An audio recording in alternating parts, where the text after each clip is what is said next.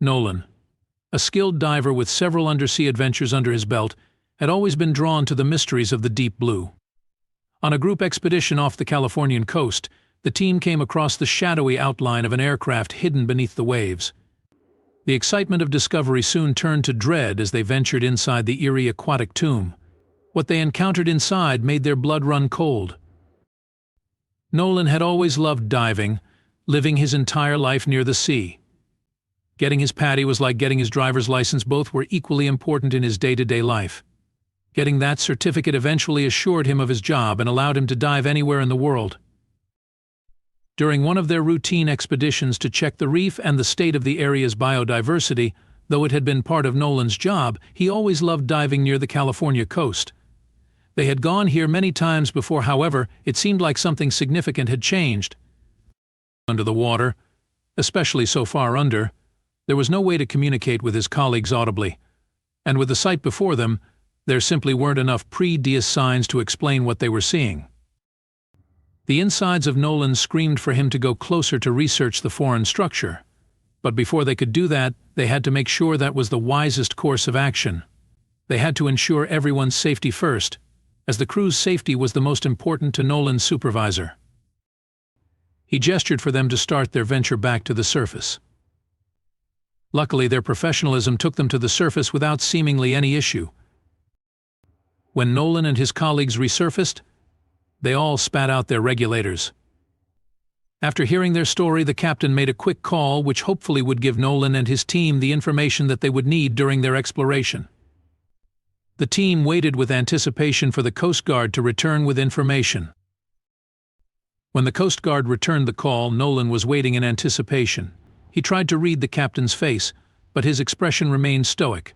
He could only hear a few sounds of agreement when the man placed the phone back and turned his attention back to the divers in his crew.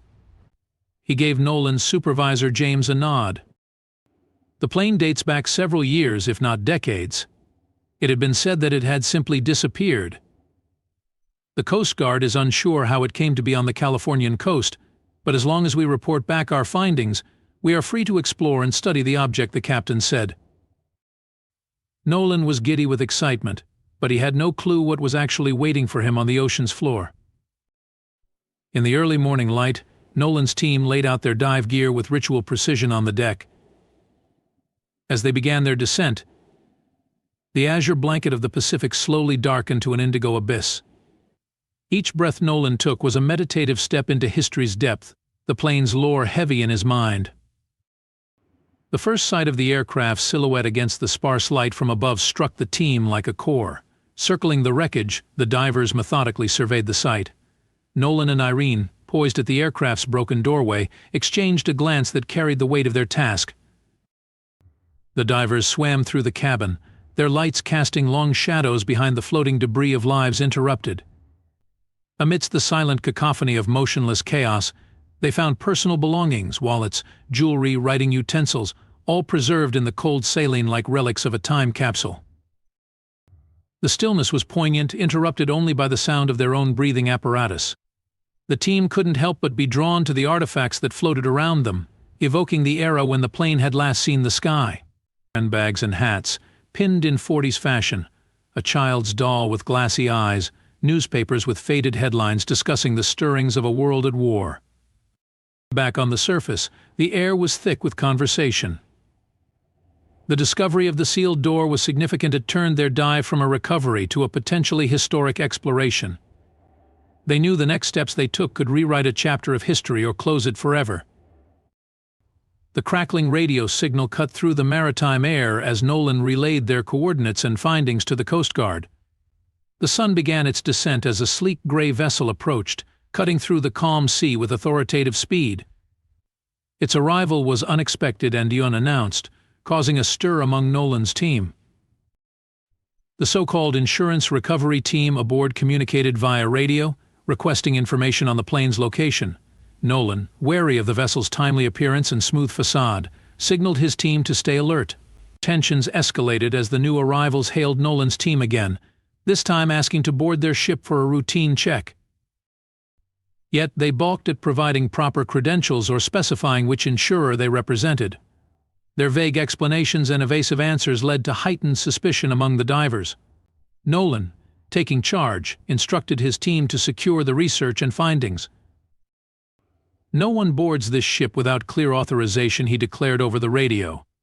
His firm stance made it clear that they would not relinquish control of the discovery or compromise the site's integrity. The mysterious crew's insistence only intensified the urgency of the situation, casting a dark cloud over the otherwise clear maritime skies. As night enveloped the sea, the so-called recovery vessel hovered like an uneasy shadow. Their vessel's floodlights cast long shadows underwater, betraying a clandestine activity unsettlingly close to the aircraft's resting place. The diver's presence, ghostly and unwelcome, was a stark reminder that the depths held a lure for many, not all with pure intentions. Nolan's voice crackled through the radio, issuing a stern warning to the shadowy figures below to surface and identify themselves. But the only response was the muffled dance of their dive lights against the dark water. Dawn cast a gentle light on the Pacific as the suspicious vessel lifted its anchor, its silhouette retreating into the horizon. Questions clung to the air like the lingering night mist. Had they found something in their nocturnal probing, or were they scared off by the team's vigilance? The radio crackled to life with the voice of the Coast Guard, cutting through the morning's tension with words they had been waiting for. Permission granted. The clearance to investigate further was not just procedural, it was a green light into the unknown. Nolan felt the weight of new responsibilities settle on his shoulders. This next dive wasn't just an exploration, it was a step into a bigger world of geopolitical and historical webs, where each thread was as delicate as it was dangerous. With the sun overhead casting beams into the blue, the dive team stepped off their boat into the embrace of the ocean, descending back into the twilight zone of the deep. Nolan led the team there, their bubbles trailing behind them like ascending ghosts. The compartment door, resistant at first, gave way under the combined effort of the team, revealing its hidden contents. The compartment was a snapshot of an era thought to be long dissolved in the saltwater cradle of the ocean. The artifact, a small, intricate mechanism of unknown use, was cradled in Irene's hands, her gloves guarding it from the present as she swam toward the ascent line.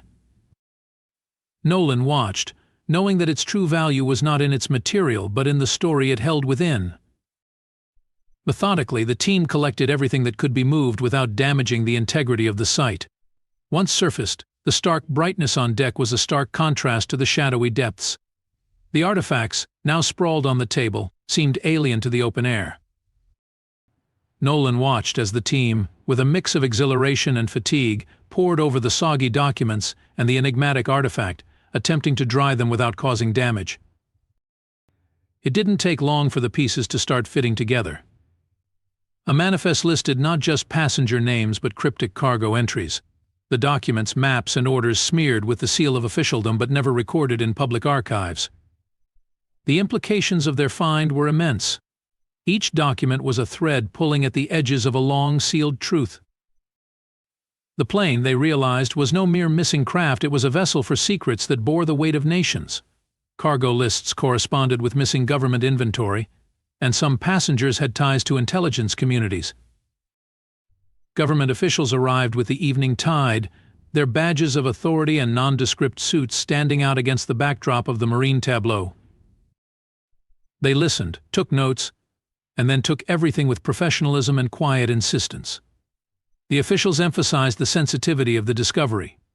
Nolan and his crew were thanked for their service to historical truth and then promptly sworn to silence, with the weight of duty and patriotism.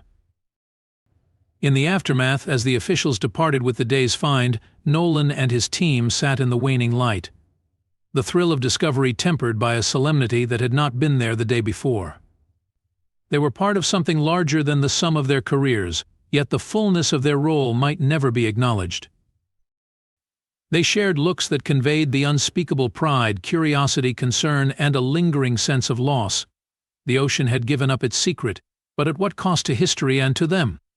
They had uncovered a truth that might never see the light of day.